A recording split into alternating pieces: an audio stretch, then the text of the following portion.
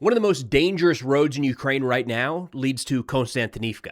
This is a city in the east facing encirclement by Russian forces, and each day becomes a little harder to get supplies and soldiers in and the wounded out. So, to better understand how the situation there is playing out, we're joined today by Francis Farrell, a journalist for the Kyiv Independent who recently traveled this road to showcase just how precarious it is. We talk about the Russian assault tactics in this sector, how Ukraine is keeping their guys supplied in the fight, and more. In fact, the Kyiv Independent just put together a great YouTube video of Francis's trip down this road that I'll link in the description below, along with everywhere that you can follow Francis's work. And with that, let's get to the conversation. All right, Francis, thank you so much for taking the time, man. You just had a crazy trip to Kostiantynivka, one of the hottest areas of the front right now, or most contested areas. And we'll have the link to that video in the description below. I think folks should absolutely check that out. But was interested just kind of at a high level, what's your big takeaway after spending some time there? Yeah, thanks. Great to be here. Great to talk to you. And it was an intense trip and a particularly moving one because obviously that part of Donetsk region, that so-called fortress belt and the road that goes to Kostiantynivka is the one that, used to be our kind of our home base for a lot of our trips in the region, all the way back to the end of 2022 when I was reporting from Bakhmut.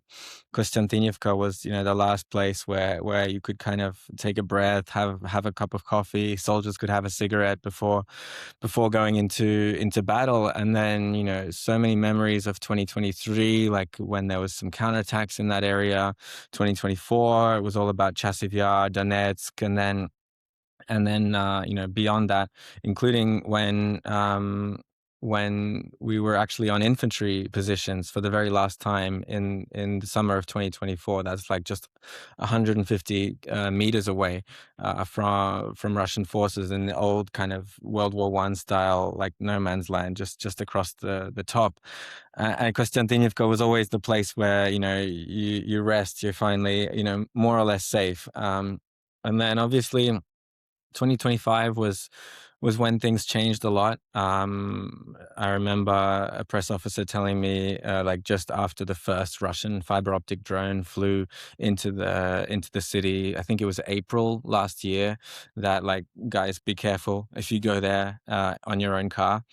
But then the same press officer said, we can go to artillery positions in the city, but my car doesn't work, so we'll have to take yours. So I was driving a kind of really nice rental car into the kill zone with, the threat of those drones around. And at the time they were trying to put the nets up, but it just wasn't quick enough, and they couldn't really like protect the road into the city. And so fast forward to now, obviously the city is contested. It's the first city of these four like cities in the Kramatorsk agglomeration, that's what they call it, or otherwise known as the Donbass fortress belt. And now the first city is contested. So the Russians, they're not really having any success anywhere along the front line except here, where they've broken into, what is considered this bastion against the Huns, as Finnish President Alexander Stubb called it. And the road is what we did the story about. We didn't make it into the city. At that point, it's contested, and the Russians were pushing towards the very entrance of the city where we were coming from. But we got as close as we could.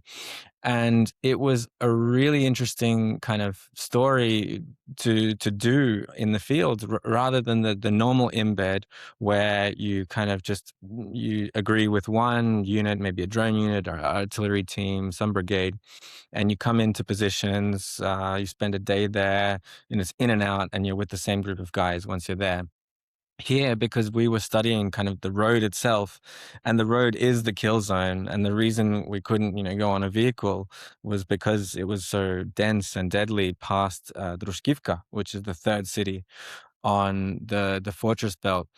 And along that road, it's like the main artery of the Ukrainian kind of defense of this city. And you suddenly see a whole kind of microcosm of the Ukrainian military play out. You see the vehicles going back and forth. And then when you walk far enough, you see that they're not going back and forth anymore. Logistics is just too deadly at that point, too close to the city.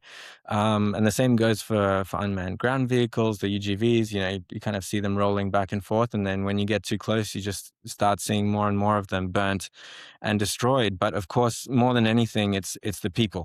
It's the soldiers themselves, who are now, just like we were, choosing or sometimes being ordered to go on foot more than anything, because being on foot is way safer than being in a vehicle once you get close to the zero line. At that point, any vehicle is a huge target. It's going to be pounced on by any FPV drones that are in the air. While if you're on foot, you're a small target, and if you can just get either in proper cover or just stand in some bushes in a tree line and not move, so the drone's shitty camera doesn't see you, then it's a good way to stay safe. And that's what we did. A lot of hiding from drones, meeting people, doing the same thing, jumping into bushes with the soldiers that we were actually kind of meeting on the way.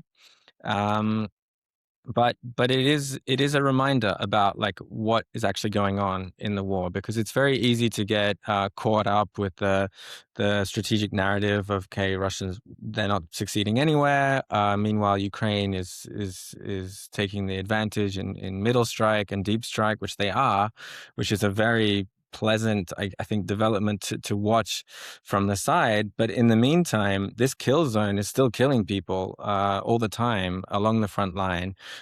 Those who are actually stopping these Russian attacks, whether it's an infantryman or a drone pilot, they're having to go in and out of that kill zone.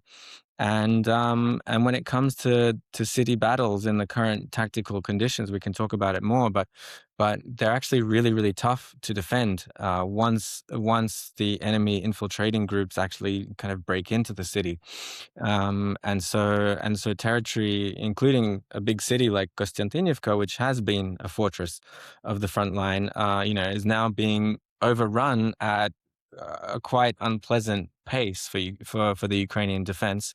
And it's not over yet. There's still a lot that could go down, and Russian soldiers are taking huge casualties, with every attempt at moving towards and through the city. But it's just a little reminder about who's really out there fighting and holding back this kind of red wave, which is not stopping yet in eastern Ukraine. I think it was interesting. You kind of said it in passing, but you mentioned that it was April of last year around then the first FPV flew into the city. And here we are 14 months later, coming up on 15 months later, talking about Russian infiltrators in the city. So it's this weird mix of it's happening fast in some areas. It kind of creeps up on you, but we're talking about a 15-month advance in this one direction. That's crazy. Yeah, and it can be compared to Pokrovsk as well. It's like kind of slow, incredibly costly for the Russian military, so long as they're being held outside the outskirts of a city. So long as the Ukrainian drone positions can be inside the city, they can use the kind of tactical high ground. And these are the fortresses that are the rock upon which Russia's whole kind of strategic offensive power is being broken. And you're right, it's an incredibly long time to take a city. The problem is that, once they do break in, because Russia focuses now on infiltration tactics, if you compare what that looks like in a field or a village, with tree lines, maybe a forest, maybe some kind of low density houses, it's so much easier for the Ukrainian kind of drone-based defense to really keep track of all of those Russians. Even if they can't, they can't kill them all immediately, some are taking cover. Some of them have maybe even dug in behind Ukraine's forward line of infantry, if it's really a line anymore at all. But still, they can be. You can keep track of them. You can spot them immediately when they put their head out, and then you can slowly, either with munitions or through with a kind of clearing group on the ground, you can get rid of them. But in the city, that's so much harder. They've got so many basements, apartments, industrial areas. And we see this kind of pattern. We saw it in Kupiansk in fall last year when the Russians were breaking through the pipeline. And Kupiansk has been a success story for Ukraine because they cut them off and they've been clearing it. But it has taken a long time to clear them on the ground because that needs to be done with assault soldiers and boots on the ground, which is not the way is easy to fight for Ukraine with this big kind of deep manpower crisis and a force that's mostly based on drones now. And it's the same in Pokrovsk. And I think it's a good point to raise how long it's really taken and how costly it's been with both Pokrovsk and Kostiantynivka, because people like to joke when the pro-Russian side of the internet likes to joke when things start to reach their final act in these cities, that suddenly it's not strategically significant anymore, right?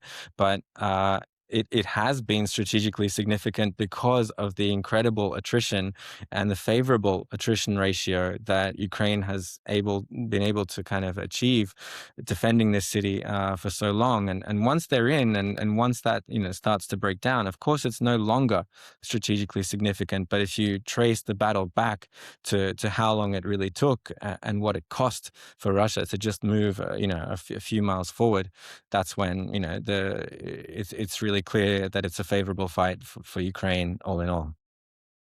I feel like, and you have experience in a couple of these areas now, but the fight for, and it feels like it's playing out in very similar fashion from Bakhmut to Avdiivka, Pokrovsk, and now Kostiantynivka. It seems like a very similar pattern of slow Russian advances at a high cost. But those first three, we heard regularly about the losses that Russia was sustaining. I feel like that's not been, I haven't heard as much about that in Kostiantynivka. Do you know, are the Russian losses not as extreme, or are we just not hearing that side of that part of the story? I think it's a bit difficult to count because it sits at the kind of intersection point of several very interconnected battles. So kind of north of Kostiantynivka, you have Chasiv Yar, and that's considered kind of its own thing, defended by the 24th Brigade, among others, who have also held Chasiv Yar. Speaking of long battles, for over 2 years now. Yeah, Um, that's crazy. I don't think most people realize that because that was supposed to fall right after Bakhmut, and it's still contested, which is wild. Yeah, and it's not one of these things like we kind of saw in Pokrovsk, where Ukraine was maybe uh, you know, trying to keep people holding the very last streets of the city just for the sake of it. We saw that in Pokrovsk a bit. We saw that in Bakhmut. There's been criticism towards the command from inside Ukraine because of that kind of thing. But in Chasiv Yar, no, they've got positions in the city that they've been just simply holding and not letting go for over 2 years. And when the Ukrainian command says that the situation is tough but stable, that's one of the areas that kind of applies to. And then further south, you've got Toretsk. And the battle for Toretsk, you can even call it as part of the prelude to the Battle of Kostiantynivka. That's where the Azov Brigade and Azov Corps were working for a long time until they were redeployed to Dobropilya to kind of counter the infiltration there last summer. And then further west, that's where you have the sector of the 93rd Brigade and the kind of border between that sector and Dobropilya. And so it's hard to really identify where the battle for Kostiantynivka really begins and where it ends. But what we do know is, just like anywhere else on the front line, and especially, in these fortified cities where Ukraine has a good position, it so just 90% of these Russian assaults coming through the kill zone are stopped way before they actually even reach the front line. What has been different, of course, is and this applies to both sides, is that the saturation of drones in the air has meant that anyone moving around is moving around in a much smaller group. So back in Bakhmut, where we really kind of had this first narrative of human waves from the Wagner paramilitary group, they were using mostly infantry assaults, but they were moving forward in groups of 10, 15, 20. Same goes for Avdiivka. But now, of course, I remember over 2024, 2020, early 2025, it was more like maybe four, five, six, kind of creeping forward at once.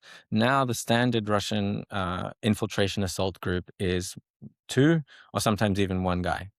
Just like a focus on stealth, sometimes moving maybe 50, 100 meters at a time and just sitting in one place, just with a simple idea and a simple order to go forward to a certain point, dig in, wait for reinforcements, wait for new commands. And those orders, those assault missions, they're almost always kind of a one-way trip. And the Russian command does treat them as expendable. This is not some kind of emotional pro-Ukrainian embellishment to the reality. That's what we see. That's what I've seen when I see that the Ukrainian drones hit them kind of in real time. And that applies to Kostiantynivka just like anywhere else. I don't think it is crazy that an individual soldier is sent forward to try to navigate a kill zone, to hopefully, from the Russian side, to hopefully reach a basement somewhere. Just thinking of how, you're grabbing citizens at the end of the day, turning them into soldiers. And one of the things that throughout time, it's been this camaraderie with the guys next to you. You don't want to let down your buddy. You're fighting for him. And it turns around and they're brave for you at times. And you kind of lean on each other. There's this group dynamic that makes you stronger. There's always somebody that can kind of talk you into doing the next thing. And it's crazy thinking about these guys entering this kill zone with massive casualties, and they're just alone with their thoughts. Like, good luck out there, man. You might not see somebody or might not talk to somebody for 2, 3, 4. You may not talk to somebody for the next week before you die. Like, that is, yeah. It's pretty dark. Yeah, and it's not. I mean, it's not just good luck, but it's don't turn around, or it'll be the last thing you do. That's something we hear from interceptions. That's something we hear from prisoners of war. It didn't used to be standard practice in the Russian military. It came from Wagner, from their kind of tactics with the prisoner soldiers. And it's still not completely universal, but just more and more we hear these data points from intercepts from the front line all across, like whether it's a normal kind of motorized rifle brigade or it's a Storm Z brigade or whatever. This word in Russian, obnulение, which means like basically nullifying, zeroing out, and like this is we hear intercepts of the commanders basically ordering obnulение for anyone who's come back, and threatening them that's what will happen if they do so. Um, and so fear is a big motivator, and a lot of it's worth remembering, the Russian military at this point, especially this kind of conveyor belt of people who are going into these one-way assaults, then they're not really mobilized. Some of them are coerced, but Putin has really tried to avoid a forced mobilization. These are just people, and I've spoken to them, before after the Kursk offensive. People who just have nothing going on in life. They're just completely empty in their head, in their heart. They've probably got a lot of debt. They've probably got substance abuse issues.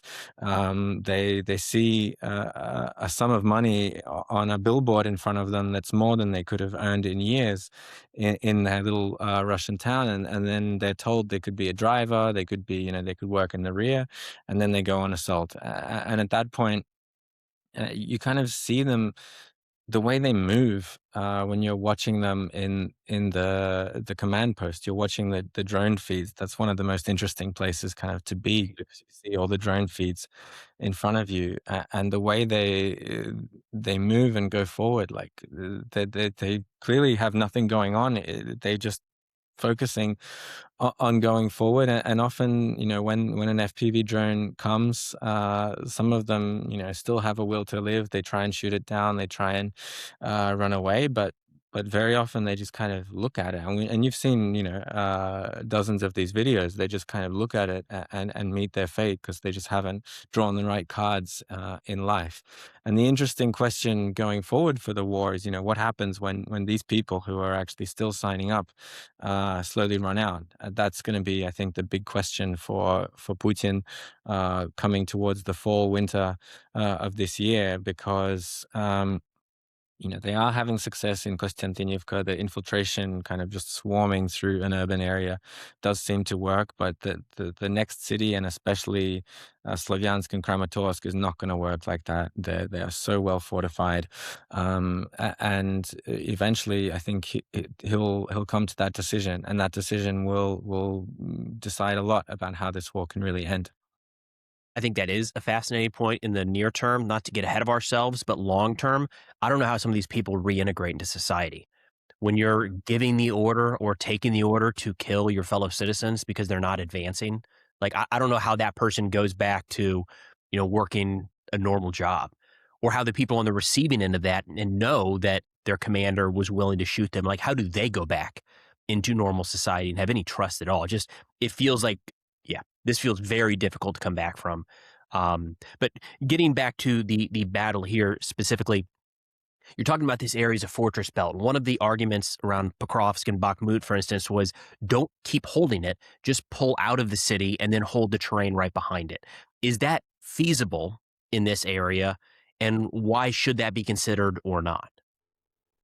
Yeah, I mean, it's a great question. I think for any of us who've followed the war, and especially followed, the deep state map and all the other maps, and how they're kind of moving forward day by day, we've seen this pattern, right? We've seen the pattern of Bakhmut, of Avdiivka, then Pokrovsk, these kind of almost complete encirclements that are kind of closing in on a city, and almost surrounding them, and then inevitably there are calls to withdraw earlier to save lives, and then comes a chaotic withdrawal at the very end, and then you hear other kind of horror stories coming out of it. It's a little bit different now, again, because of the changing kind of tactical circumstances of the drones. Before, I mean, with Avdiivka, with Bakhmut, and then, with Vuhledar, and a few other cities like that afterwards, there was a clear problem that, you know, this fight is getting less and less favorable as you go on, as these pincers are kind of enclosing them. You're taking higher casualties, then, the ratio is not as good anymore. And the problem is, if you take higher casualties, trying to defend an unfavorable, defensive position, like one that's surrounded on three sides, and then you have a chaotic withdrawal at the last minute to some kind of either prepared or unprepared positions, you're no longer in a good position manpower wise to defend the more favorable defensive line. And this is a problem I've written about a lot before. A lot of it does come down to the kind of still often very Soviet kind of culture in the Ukrainian high command in the military, where where false information gets passed up. This is much worse in the Russian military, by the way. They're even more Soviet, but where, and then bad orders get passed down the chain of command. Um, and it's also connected to this kind of political feeling that, we can't say we've lost this or that city. Now it's changing a little bit, because it's getting very, very hard for Russian soldiers actually on the ground to close, these pincers in reality, because that goes through the kill zone, and they, these pincers coming around the city, they're even closer to Ukrainian drone teams than those kind of advancing through the city. And but at the same time, there's the Russian drone teams, which are just making logistics, whether it's on vehicle or on foot, getting in and out, absolute hell. And so it's tough. It's still like there's a balance, and that ultimately you would hope that it just the best decision is made for attrition and for saving the lives of the guys on the ground. But it's an interesting example to look at Mirnohrad next to Pokrovsk. That was kind of in the winter just half a year ago, where on the map it seemed like that was it. The encirclement was closed, and it definitely wasn't fun for the guys inside it. But ultimately, a lot of them could still make it out. And it was, it was again, it was horrible.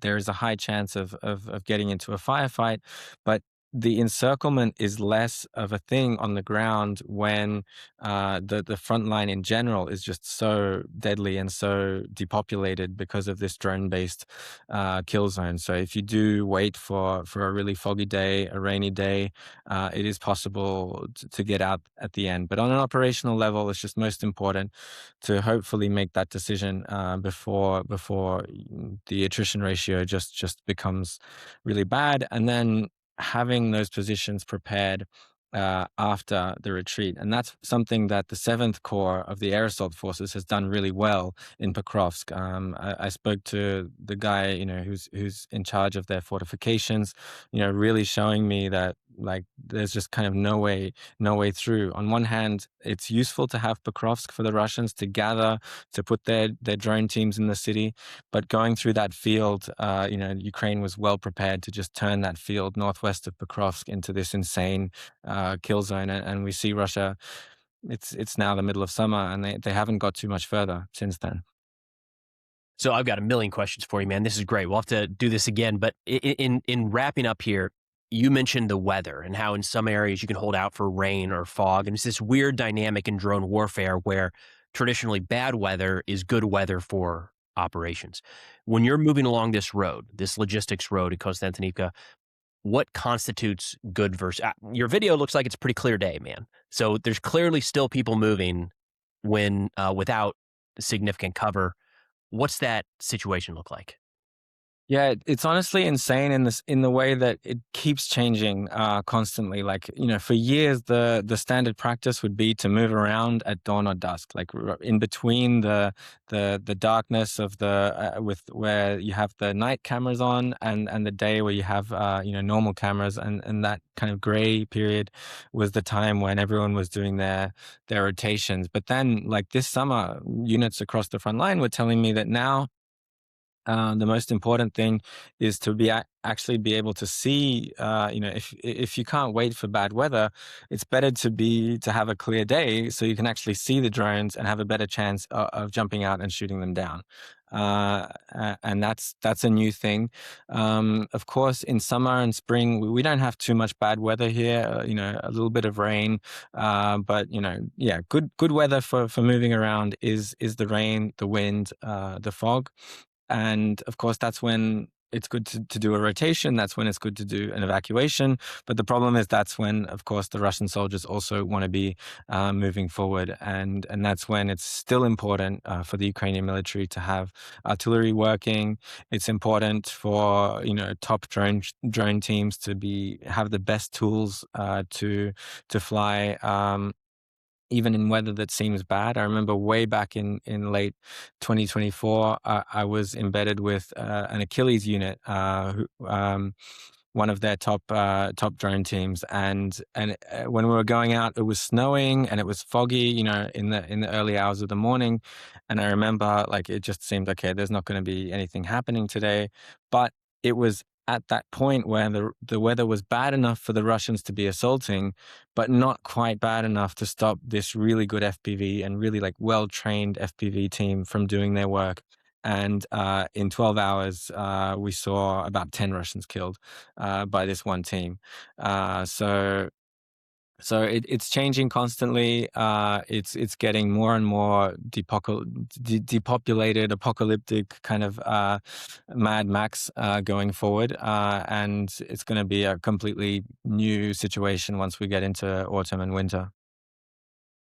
It's a lot. Really appreciate what you're doing, Francis, keeping everyone informed. Thank you for taking the time to talk through all this today, man. Yes, so good to talk to you. Thanks for having me. Absolutely. We'll do it again, man.